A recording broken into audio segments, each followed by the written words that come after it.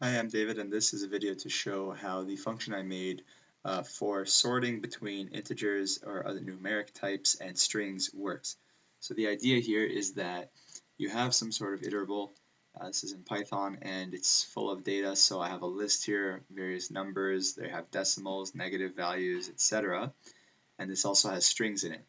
And so I have this line right here which says sort this list, use the sorted method.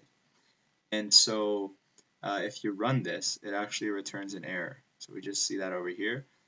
Sorting is not supported between instances of string and integer. So what's happening here is that basically when you try and ask the computer to sort between a string and a number, it's kind of nonsense because they're just not compatible. It's the classic scenario of adding apples and oranges. They're not of like kind, and so you can't perform that kind of operation. So the way to get around this is to make use of the optional argument key in the sorted method. And so what key does is it allows you to pass a function that allows the computer to reduce each one of these elements into some sort of the same kind of data so that it can perform that comparison, apples and apples, like and oranges type of thing. So for example, the idea is that we have, let's just say, a list, and it's full of data, various elements here. If these were all numbers, let's say we have 10, 25, 5, 5.5, 6, then obviously the sort method can do something like this. Sort method can basically just take the minimum from the set, okay, 5, and then remove that from the set, remove that from consideration, and then take the minimum from the rest of the set, 5.5, and then remove that from consideration, or take the minimum from the next 6, etc., etc. So that's how the computer might go about this if it was only numbers. And obviously, if it was only strings, you could have a similarly simple scenario where if we have Bob, Angie, Don, and Daryl, let's just say, and these are 1, 2, 3, 4.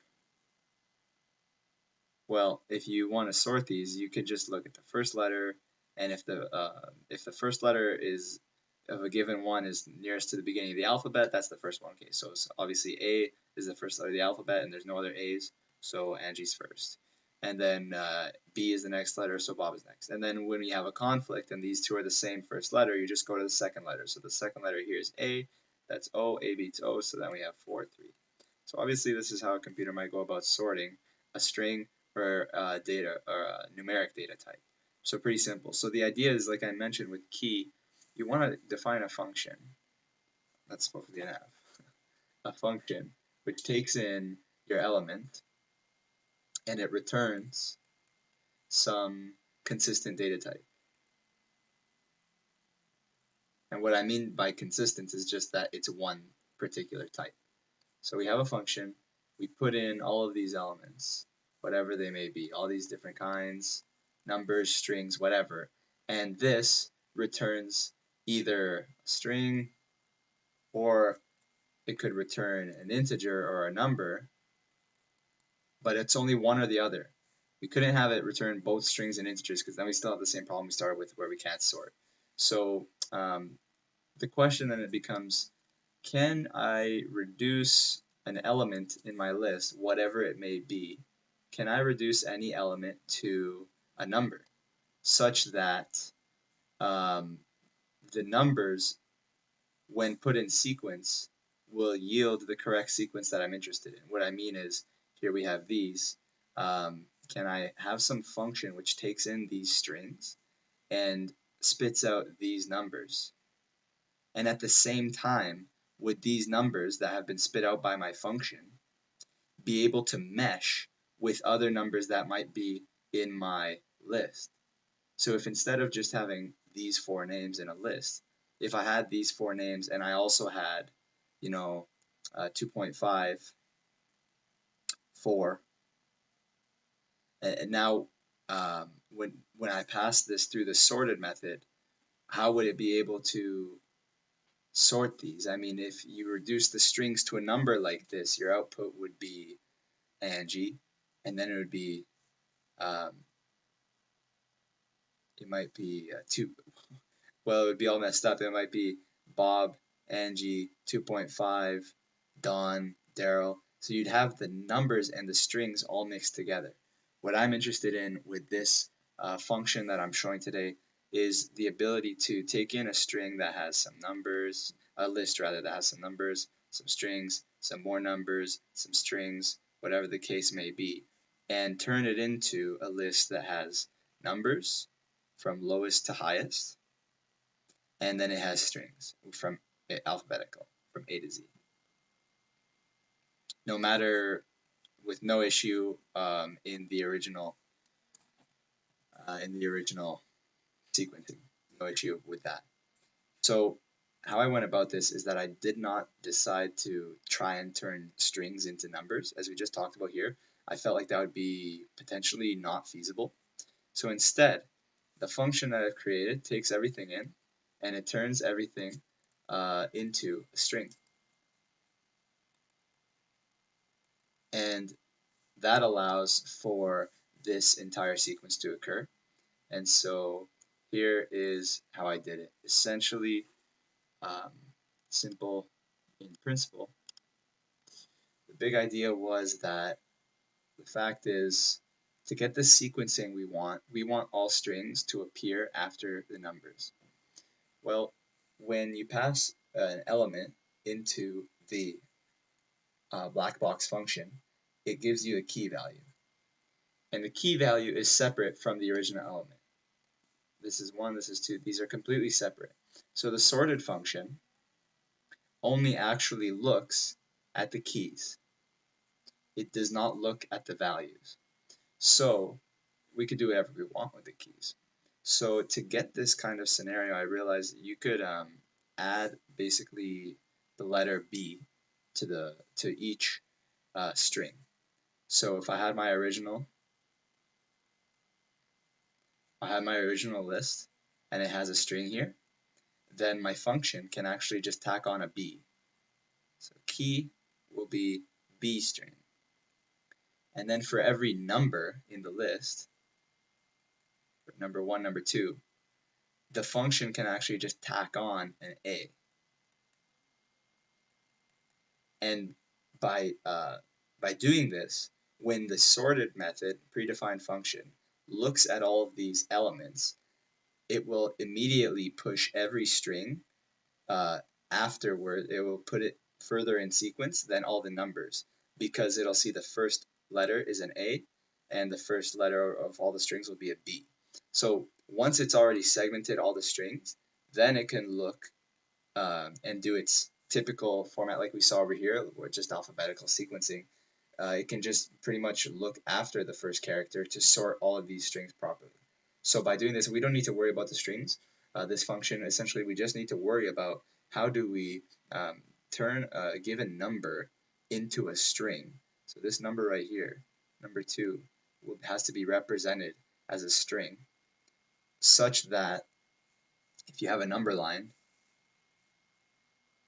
so here's 0, such that if you pick a number, any number from this number line, and any other number, so this one comes second, then you need to create a function that takes in a string, or a number rather, so a number, and it yields a string, where that string is always going to be, if you sort these two strings alphabetically, string 1 and string 2, the string for the number that comes first always has to be alphabetically before the one that comes second. So we need to make negative numbers. Say this is -2, -1. We need to turn a negative number into a string that would be alphabetically sorted first before a smaller negative number or a greater positive number. So you see the idea. So how I went about doing that is essentially as follows. I set an arbitrary limit on the size of the number that we could look at. So I said, okay, these numbers that we're looking at, the maximum size is going to be on the order of, let's say, 10 to the 6, just for the sake of example. So our number might be 25. 10 to the 6 is 1, 2, 3, 4, 5, 6. So as long as our number is less than, 1,025,025, whatever the case may be, this will work. So what we're doing is we're turning this number into a string that looks like this. So instead of sorting integers and strings and all these things mixed together, you can sort a string that's like this. We tack on an A, and we'll have A 0, 0, 0, 0, 0, 25. And then we'll have A 0, 0, 0, and it might be, 130. So naturally, when you're sorting alphabetically, this string, because it has more zeros before a different character than this one, which has a 1 appear, this one will be sorted first. So this method where you just turn a number into a longer string with leading zeros according to its position allows you to successfully have this happen, where a smaller number has more leading zeros, and so it gets sorted first. Now, pretty much just the challenge is then making sure this works for the whole number line, fractions, and well, this will work with fractions, but also negative numbers. So to handle fractions, if here we have 25.75, what I did was I also imposed a maximum decimal value. So if here we have n dot m, so like for example 10.25. So here we have 2 decimal values, and here we have 2 n values. Basically, I imposed a limit on m over here, and I said m, I'm only going to be looking at the first 5 digits, so m is less than 6. So what happens is we take our original number, let's say 25.75, we multiply it times 10 to the 5, and then we cut off any decimal value. So when we multiply it by 10 to the 75, this becomes 25.75,000. And now when we do this to every other value, like 130 will become 130,000,000. And then we'll have all of our leading zeros, and you can see how if you consider these as strings, and we have the A tacked on so that they appear ahead of the actual strings in our list, if you consider these as strings, because this one has more leading zeros, they will actually be sorted first in sequence. So that's how we can include decimals up to a point in our computation to make sure these are in the right sequence by our sorted function.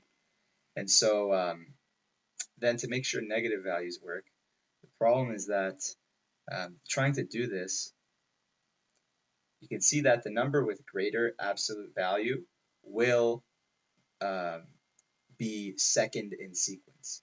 But the thing is, if we have a greater absolute value over here, like -2, greater absolute value than -1, we want -2 to be first in sequence because we're following the number line here. So the way to do this is to basically just invert every number, because if you take any two numbers that are any two numbers at all, absolute value, take the positive value, let's say 10 and 100. If you invert these, 1 over 10, so here 10 is less and 100 is greater. But if you invert them, 1 over 10 is greater than 1 over 100. So the function essentially takes in the if the number is negative, it takes the absolute value and it inverts it, and then these fractions, which actually turn out to 0.01, 0.1, or whatever the case may be. If you had a 25, negative 25, then we take the absolute value, it becomes 25, and then we invert it, 1 over 25, which I believe is 0.04. Then we take this number and we deal with it exactly in the same way as we did with these other positive values. So we're going to multiply this by 10 to the whatever, let's say 5, and then we're going to add a bunch of leading zeros. So it'll be 0. It might turn out to multiply by 10 to the 5, so we'll have 40, 1, 2, 3, and then add a bunch of leading zeros and an A, and now this will actually be less than any of these positive values we had. And so it'll appear first in sequence. Actually, sorry, I just missed a step there. Another problem that arises is that if I had, let's say I had a positive value in my list that was 0.02, and I had on my list over here, my negative value came out to 0.04, then this would be a problem because my key for my negative value would put my negative value after the positive value in this sorted list, the final sorted list. So we use the same trick as we did before, where here we said, let's just put B onto a strings so that they appear later in the sequence. Well, we know that all of our negative values will appear before our positive values. So negative values get 2 letter A's tacked on. So negative values, the keys, are AA, and then leading zeros, and then the digit. And then positive values just have a single A. And the result is that when you sort these alphabetically, the negative values will all come first, regardless of the magnitude of the number that on which we computed the key. And the second last thing that was a deviation with negative values against the positive values is that because we're taking the inverse of all these numbers, if these negative values were really large, let's say we wanted to invert, 50,000 or whatever, when we invert that to the power of -1, it yields a very small fraction, whatever the case may be. And so to account for that, when we convert this fraction into a number, n, which we will then treat like we did over here. And so we're just going to multiply, we're just going to add leading zeros and add 2 A's to the front. We actually need to multiply it by a much bigger constant than just 10 to the 5 to allow for larger negative values, so that this important digit, which gives us information, is beyond the decimal place, because as we said earlier, we're cutting off everything before the decimal place. So that pretty much sums up what the logic is behind this method. You can see here, if I just comment out that line, that led to an error. And if I run this, passing in num_string sorter function as the key computer to this lsort, then run this, and it returns over here. We have successfully sorted a list containing both strings and numeric type, and we see that the output is the sequence you would expect. So it goes from the largest negative value, it just follows the number line, and from negative values to positive values, and then from strings in alphabetical order. So that's how this function works. Hope the walkthrough might be interesting or useful. Feel free to support the channel on Patreon, whatever the case may be. Links in the description. Take care.